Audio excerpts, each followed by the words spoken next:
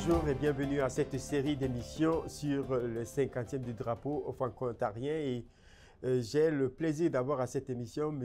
Jean Poirier. Bonjour Jean-Marie. Ça fait plus de 30 ans que vous avez quitté le monde de la politique. Oui.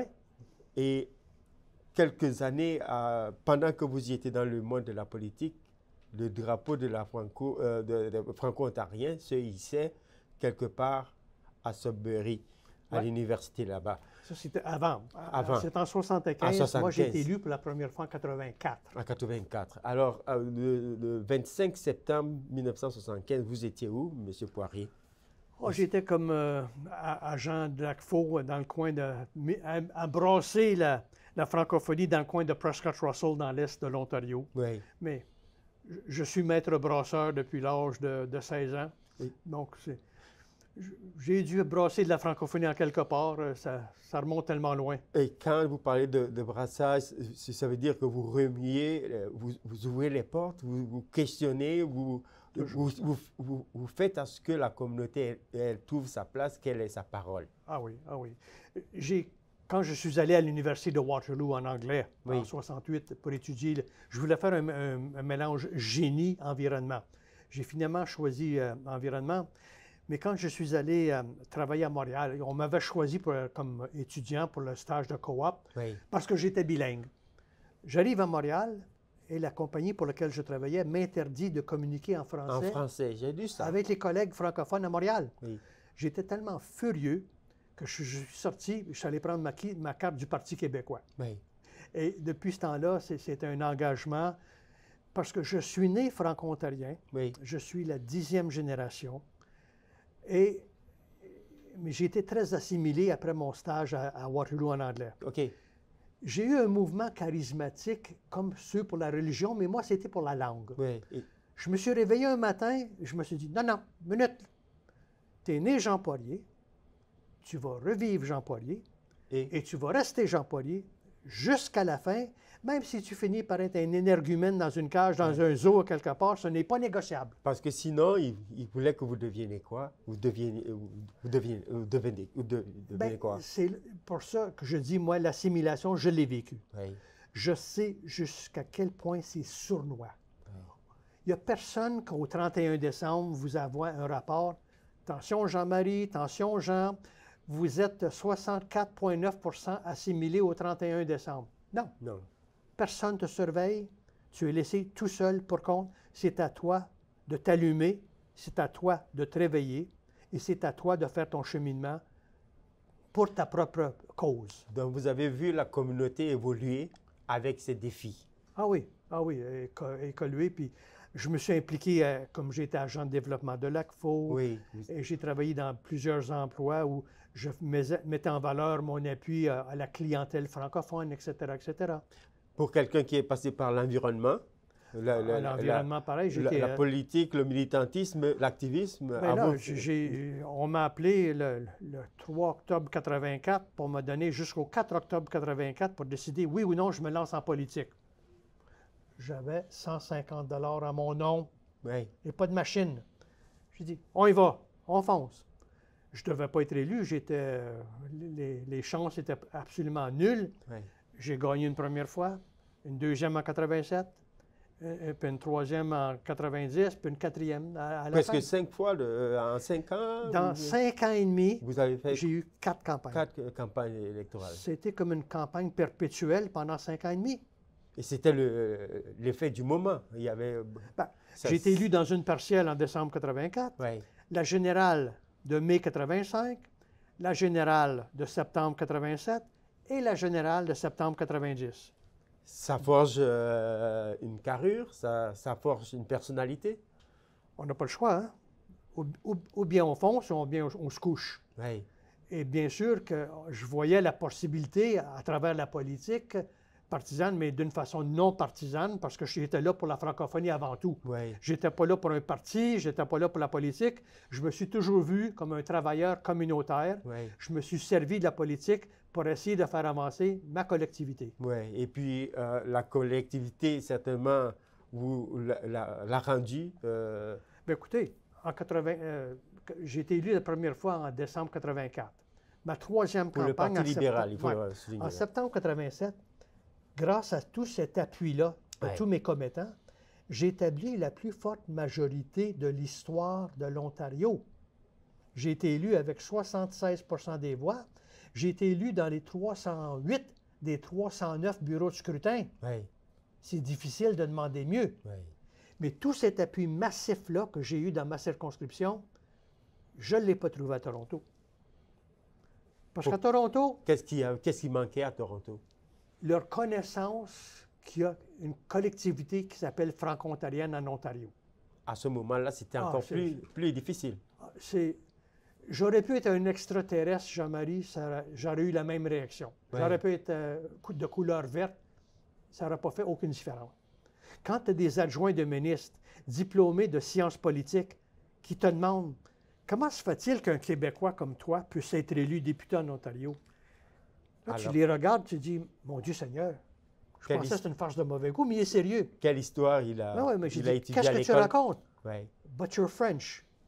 Ben oui, je suis francophone, mais je ne suis pas Ouais. québécois. Ouais. Je suis franco-ontarien de 4e génération. oui. Ou un autre qui te demande, comment ça va-t-il que tu es élu député en Ontario puis tu restes au Québec?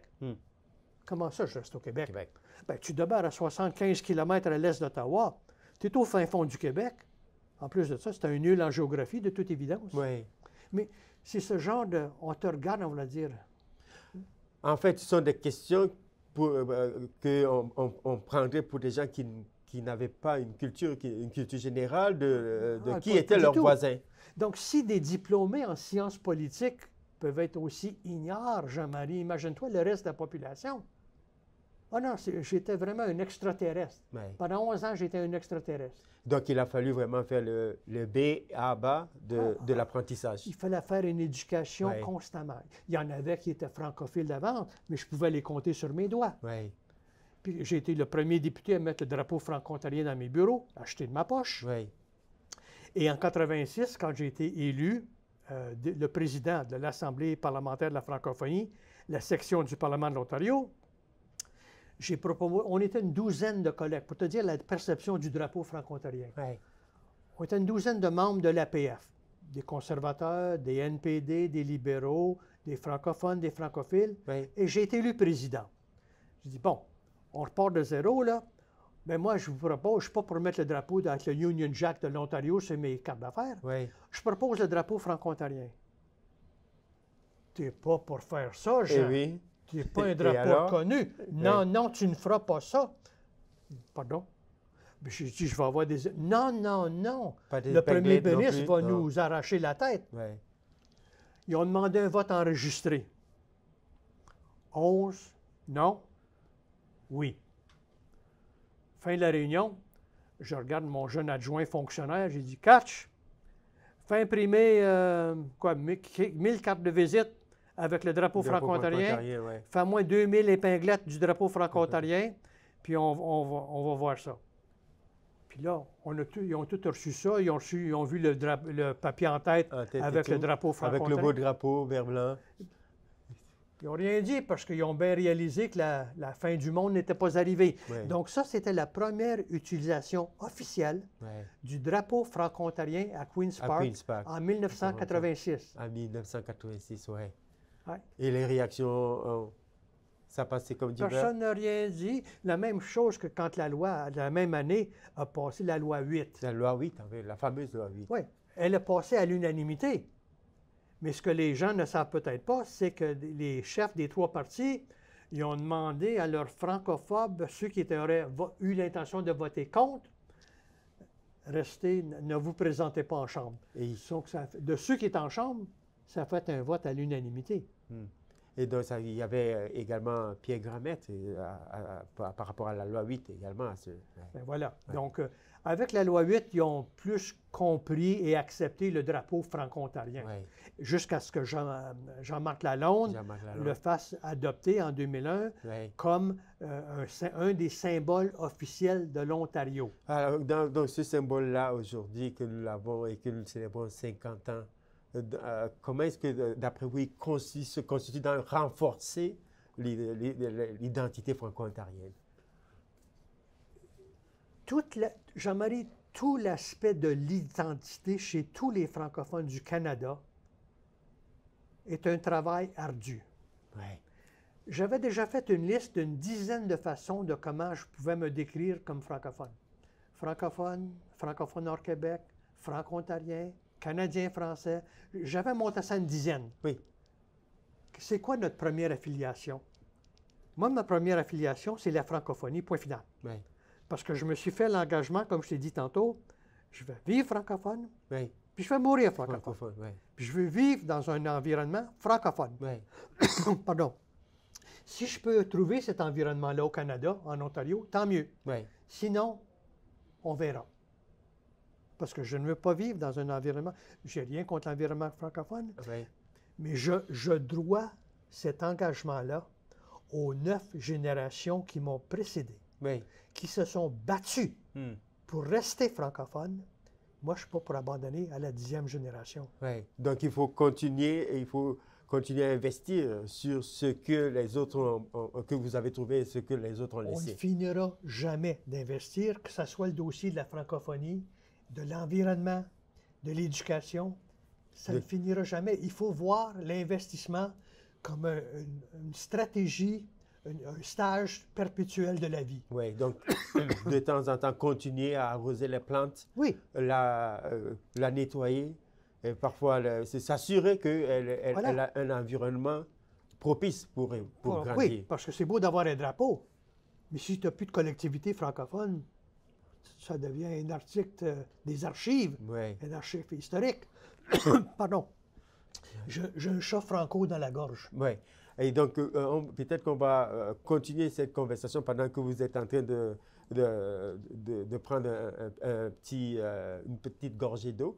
On va faire une courte pause et nous, on revient avec M. Jean Poirier qui va continuer à nous raconter l'histoire autour et derrière les 50 ans de ce beau drapeau franco-ontarien. Ne quittez pas, on revient tout de suite après la pause.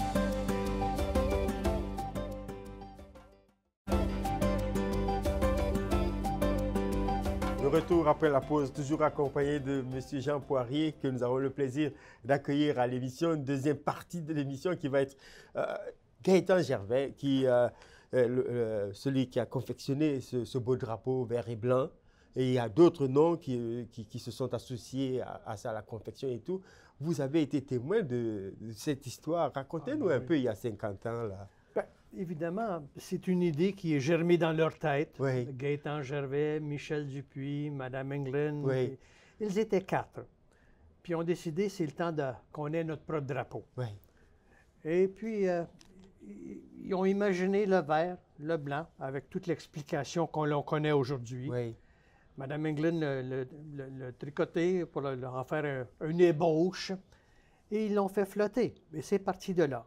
Le symbole de la francophonie s'y retrouve. Ça a commencé à fleur de lys. Sudbury, mais Ouais. ça a fait vraiment comme, un feu de forêt canadien. Là. Ouais.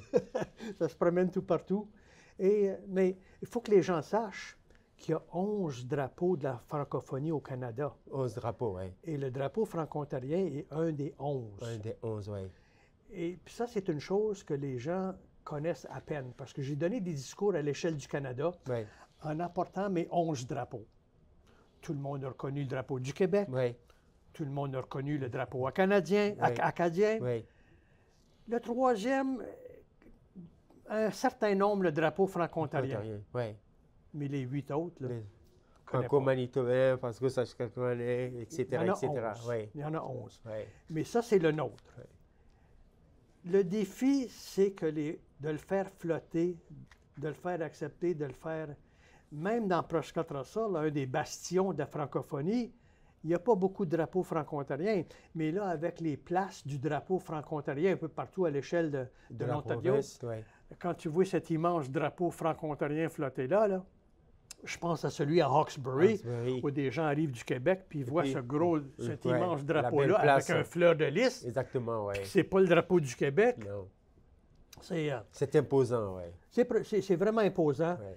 Puis, un de mes plus beaux souvenirs, Oui, dites-nous. quand je siégeais à l'international. À l'international, oui. J'étais, comme je l'ai mentionné tantôt, président de la section de l'Ontario de l'Assemblée parlementaire de la francophonie, qui est basée à Paris.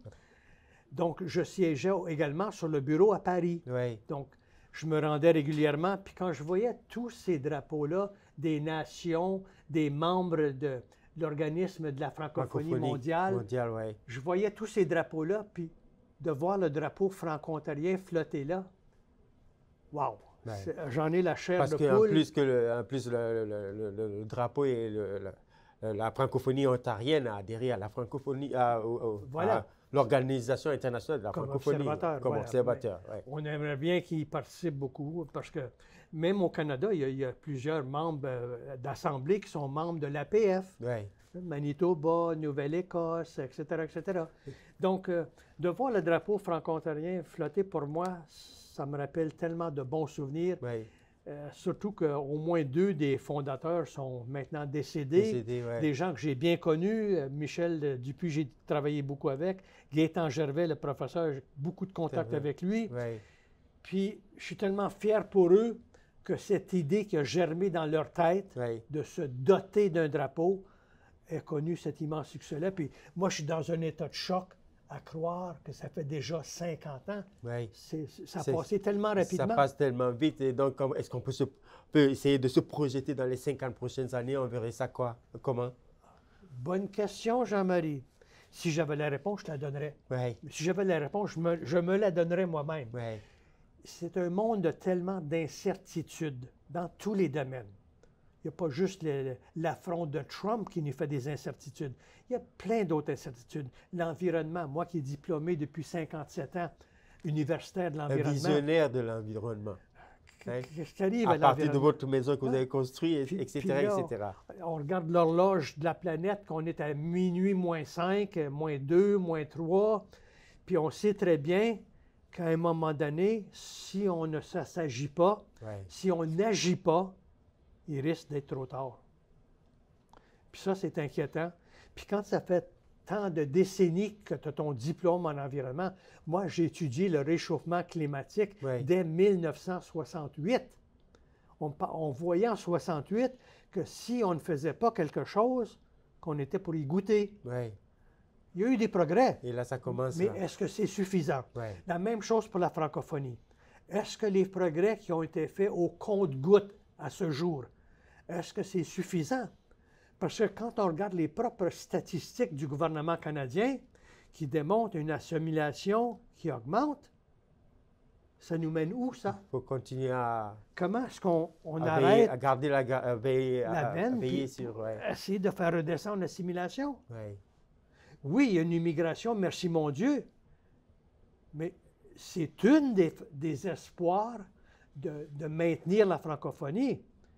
Mais ça va être comment dans 5 ans, dans 10 ans, dans 15 ans, dans 20 ans, quand je réalise à mon âge de 75 ans, jusqu'à quel point qu'une décennie passe rapidement. Très vite, oui. On n'a pas d'idée qu'est-ce qui nous attend. Le prochain leader de la francophonie ontarienne, comment est-ce que vous les envisagez? Quelles responsabilités, quels angles morts vous pensez qu'ils devraient regarder? C'est comme pour l'environnement, c'est la même chose pour la francophonie. L'engagement commence avec l'individu. Le gouvernement peut passer toutes sortes de projets de loi, mais si les gens ne s'en servent pas, moi je m'évertuais comme député de m'assurer d'avoir des services bilingues tout partout. Mais il y a plein de francophones qui, non, c'est correct, je suis bilingue, passe-moi la version anglaise, c'est plus facile pour moi. Ce que les gens ne comprennent pas, tous ceux qui ont 5 ans de plus que moi n'ont pas connu l'école secondaire française. Même à Hawkesbury, qui avait 95% de francophones, l'école est anglaise. Donc, ils ont fait toutes leurs études en anglais. Donc, de leur donner la version française d'un programme gouvernemental, les gens me le disaient, non, passe-moi la version anglaise, je suis plus à l'aise. Ça se comprend. Mais de là, de prendre ces gens-là et leurs descendants et d'essayer d'inculquer ce sens de responsabilité individuelle face à la contribution du maintien et de l'avancement de la francophonie, ça demeure un grand défi. Oui. Avec les mariages exogames, on sait très bien, si tu maries en dehors de la francophonie, les enfants, il n'y a rien de garanti, là. Oui.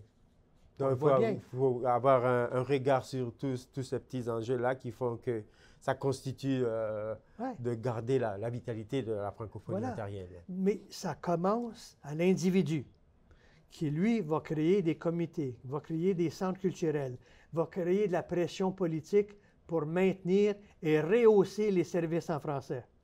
Hmm. Donc, c'est ça qu'il faut inculquer chez les gens. Vous avez tous et toutes une responsabilité individuelle. Vous avez un devoir, vous avez un rôle de citoyen, vous avez un devoir de francophone de contribuer. Oui. Vous, de votre stature d'ancien député à Queen's Park et également de responsable au niveau des ACFO, c'est une troisième vie. Quel est l'autre aspect que M. Poirier joue aujourd'hui dans sa francophonie, avec sa base francophone? Bien, dans mon temps, il y avait 23 ACFO régionales à Ouais. travers l'Ontario. Il en reste peut-être 10 qui vivotent.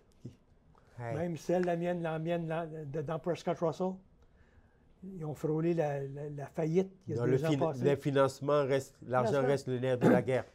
Le gouvernement fédéral, surtout, n'a jamais été là pour appuyer la francophonie de la bonne façon. Ouais. Moi, je me rappelle quand je présidais l'ACFO régional des années 70, il fallait se mettre à genoux. On nous faisait sauter dans un cerceau en flammes. Le petit chien franco saute dans le cerceau en flammes pour avoir tes peanuts, pour avoir peut-être ton 30 000 $. Ouais. On va où avec ça, Jean-Marie? On va où avec ça? Mais aujourd'hui, nous avons quand même un gouvernement qui, avec un ministère de la francophonie, on a évolué aussi. On pourrait voir ça comme une certaine évolution. Pour avoir été en politique, Jean-Marie, un ministère de la francophonie, c'est un ministère de relations publiques. Il y en a des ministères de la francophonie qui, à travers le Canada, qui font rien. Le fédéral leur donne de l'argent pour les francophones. Le gouvernement provincial, dans mon temps, mettait ça dans le fonds général. Ouais. C'est pas là pour les francophones. Il y a beaucoup d'écrans de fumée en politique face à la francophonie. Je l'ai vu, je l'ai vécu, je l'ai subi, surtout dans mes 11 ans comme député. Ouais. Vous avez parlé même de francophobie, jalousie, etc. Ah, ça, j'en ai vu beaucoup. Ouais. J'en ai vu beaucoup. En 1974, j'ai été me porter volontaire pour faire du porte-à-porte dans une élection partielle à Cornwall. Ouais. Dans ces années-là, il y avait un quartier francophone où les francophones étaient rassemblés. J'ai fait du porte-à-porte pendant 1 semaine de temps, Jean-Marie. Bonjour, Monsieur Latrémouille. Vous parlez français? Juste un petit peu. Un peu. Ouais. C'est quoi cette peur-là? Parce que pendant des décennies, il y avait beaucoup d'industries à Cornwall. Ouais. Si tu étais pris à parler français, si on t'aimait un peu, on te donnait un avertissement. Si tu n'écoutais pas l'avertissement, on te congédiait et tu étais mis sur la liste noire de Cornwall où personne ne t'embaucherait.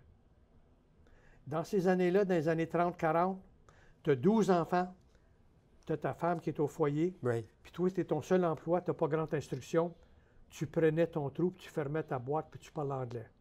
Ouais. J'ai vu plein de personnes âgées en larmes qui ont voulu me parler à moi parce que je n'étais pas de Cornwall. Ouais. J'ai vu ça régulièrement. Et puis nous parliez tout à l'heure des gens qui vous appelaient quand vous étiez député, oui. des appels incessants et tout, la sollicitation dont vous étiez... Parce qu'ils n'étaient pas capables d'avoir des services en français de ouais. leur gouvernement, Ouais. où beaucoup étaient illettrés. Il y avait beaucoup puis il y a toujours beaucoup d'analphabétisme, Ouais. même chez les jeunes. Ouais. Tu as beau leur donner un dépliant qui explique le programme. Plein de gens m'ont dit, je ne suis pas confortable à le lire. Est-ce que vous aurez des conseils? Il ne nous reste plus de temps, nous sommes presque à la fin de l'émission. Est-ce que vous aurez des conseils à adresser à la prochaine génération qui va Oui.